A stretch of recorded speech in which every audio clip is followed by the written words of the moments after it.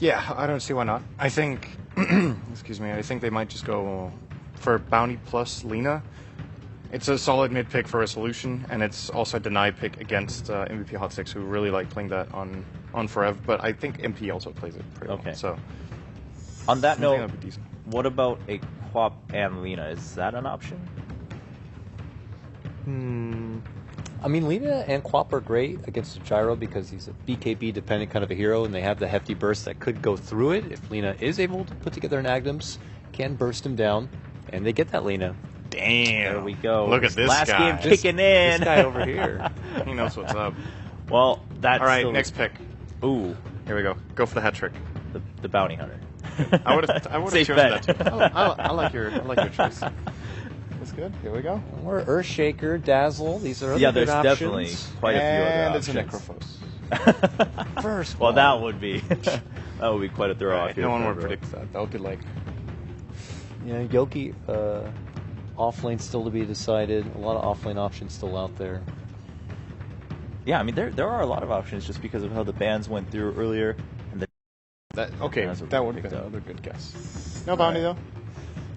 I mean, you talk about how Lina can be actually a counter towards the BKB gyro, then there's Dazzle to solve that issue. Right? That's true. And make sure the gyro doesn't go down easily in fights. So fair enough, and we've seen that happen. This combination has been very successful in the tournament. Dazzle plus Gyrocopter in particular. Yeah, definitely. We've seen it picked in Junction quite a few times. And then we will see that Shaker being taken away from Empire. That means Tusk got through the first phase, and I'm wondering if it's a pick that Empire will consider that they should get third, just also again as a block pick, so if you don't get it for Jerax. They did counter in the last game, but I still think it's one of the best picks that they can get for Jerax is both I guess they get probably one of Bounty Hunter and Tusk, unless one gets banned and picked now by Empire.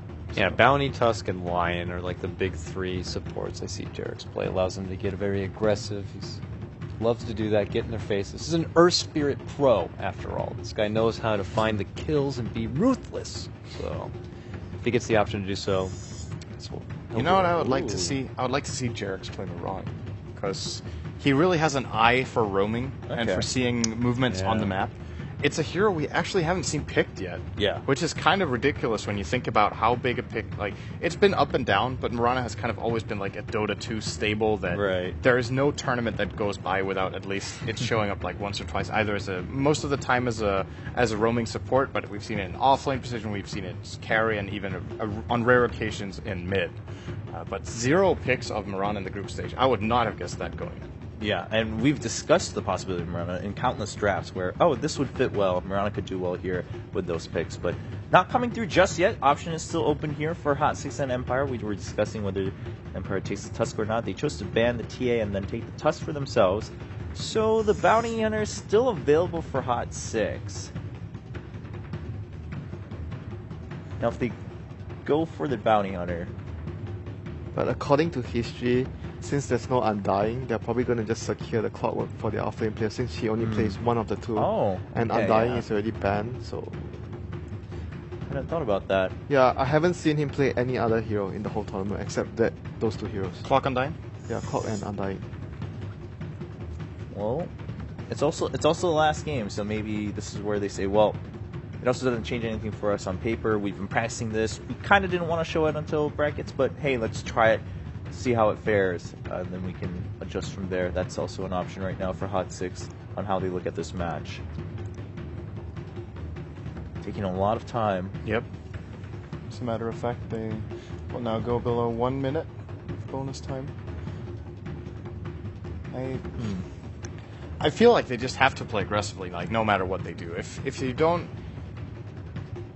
don't try to take initiative against Empire, I think Empire will just be controlling the map. They will just aggress them all over the place. And in my opinion, MVP Hot 6's strength as a team is not those really clutch defensive plays that we would expect out of, for example, a team like EG. So much rather see some initiative. They're going to get the Rubik.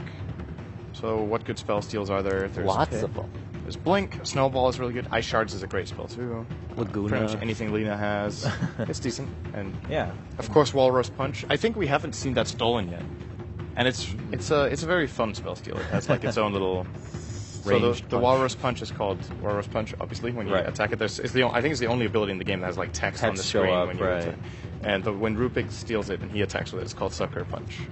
I do believe, right? Or am I imagining things? I'm pretty sure it's called I have not seen that. Or does it say Stolen Punch or Sucker Punch? It has its own text. Right. I can't remember. But one way or the other, pretty fun skill overall to steal. And if you can get that, obviously it's satisfying. Yeah. Maybe getting the Rubik ahead of time so the other team can't get it for the clockwork that they want to grab up. Yeah. Aloha Dance, also a very take it away from them. Yeah. Very added. I mean, it also makes their lane strong. Rubik plus gyro lane. It's very few off-lane heroes that can actually stand up in that lane itself. Okay. Oh yeah, never mind. You can't steal Walrus Punch anymore. Because it's not a spell cast, now it's just an attack. Right? Oh, since it got changed so that you don't pre-cast it and then hit, but you just auto-hit when you toggle it, it's not stealable anymore. Because it's like, it's kind of an orb attack, like Viper's poison attack. Yeah, you can't steal you can't steal. Is that for real? That is such a shame. That used to be so cool, actually. What a loss. There we go. Yeah. Oh well. Well, that dream is over, but there are many other dreams alive, Sid. You can keep dreaming. No, nothing matters anymore. I was looking forward to that. Yeah, me too. You got me all excited. I was like, oh, is that possible? Okay. I just like seeing you. I just like seeing you lose your hopes. Wow. Oh, wow. Okay. Oh, yeah, Speaking of losing hope, here comes Rude. Besides Clock and... Undying and Clock. So Rude. They're taking a different direction right now for the off-lane. So it's pretty decent, I'd say, against what Empire have. They have a lot of ways to deal with the Brute, but the supports... If they're going to run the Lina and support as of now, so Lina alone isn't enough to deal with the spiders, so they need a stronger hero to be able to actually deal with the Brood Mother in the lane as a support. Okay. Wait, actually maybe not. Maybe they are actually going to run Lina as a core. Is there still possibilities? Empire do run Tusk as a support, right? Yes, they do. Okay, so then they played the on possibility is still there. Yeah, there's still a possibility there, but more or less likely that the Tusk is off lane, but there's still a chance that they might actually do that and run Lina as a core. So then they would want to get an off-lane grab, right? Yeah. So what about like a Darkseer then? Yeah, Darkseer is definitely good against the Brood Mother. Darkseer is available. What about an Axe? Just go all out. Yeah? Yeah, it's Dazzle as Yoki Axe? Axe counters two things. Axe it deals with the Brood and counters the Dazzle, so I could see that happening here. Darkseer is good with their heroes, a lot of synergy with the Dragon Knight and the Queen of Pain Lina as well, and good with dealing with the Brood Mother. I would say both of the picks are quite effective against the Brood and the general lineup that MVP has. Yoki played a ridiculous Axe back at Starladder Season 11, and I think got a lot of people very curious and started running it into their own Rolodex of heroes. He was just ruthless, and immediately got respect banned from the second half of that tournament. So it's a shame to see Axe fall off. He's very entertaining, a crowd pleaser, the dunks, but we'll see. Now, on that note, are any of those picks perhaps a little bit more favored for the general roundup? Because, basically what I'm asking is, are any maybe just too specifically countering Brood and not thinking about the other phases of the game? Yeah. It's just the multi-purpose of Axe also countering Shallow Grave is just really valuable, I think. Yeah. There it is. It is such Axe a good comes out. The alternative of Darkseer, the problem with that is the combo, for example, Vacuum into Light Dark Array, is pretty difficult to execute compared to a lot of other combos we see Darkseer picked into. It's pretty easy to vacuum into Sonic Wave though, but still, I think this is the more solid pick. Yeah, Axe is much easier to execute compared to Darkseer. They should have banned this over Bristle, but I'm not sure they realized that this was actually a scarier pick. Yeah, I would agree. I think Axe is much scarier than Bristle. Yeah, knowing that you had the Dazzle. I don't know why Bristle deals with the Brute, but it doesn't deal with the Shallow Grave. But Axe deals with both. Yeah, may have slipped their mind, and Hot 6 used a lot of their time earlier, so right at the end. Okay. Yet to get a win in TI. Is this the first pick? 0 and 3. Invoker? No, he's 0 and 3. 0 and 3. Yeah. Okay, we haven't seen him on the mainstream yet, so this is a little bit exciting for us sitting out here. But so now, we've had a couple twists and turns. how are things looking now with the Brood and then the Axe to counter the Brood and the Grave and the Invoker coming up for Hot? I'm not sure where the Invoker is going, right.